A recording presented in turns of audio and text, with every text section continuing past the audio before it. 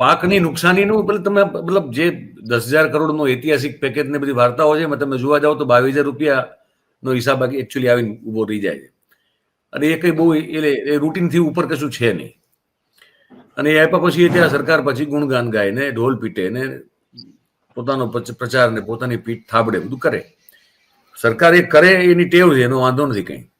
પણ સવાલ એ થાય કે ખેડૂત પાકમાં નુકસાની પણ ભોગવે અને પછી નુકસાનીનું વળતરનું જે ફોર્મ મેળવવાનું હોય એ ફોર્મના પૈસા બધો ખેડૂત ભરે.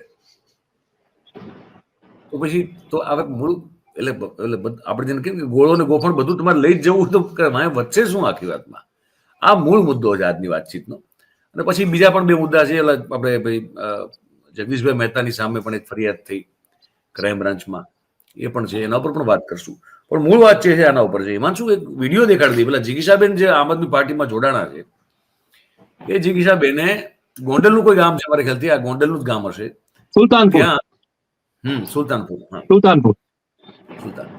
ત્યાં જે આ ઘટના ચાલતી હતી ત્યાં એમને સ્થળ ઉપર આ વાત ઉપર જેને કહેવાય ને કે પ્રકાશ પાડ્યો પેલા, એ વિડીયો એક છે, એ જોઈ લઈએ.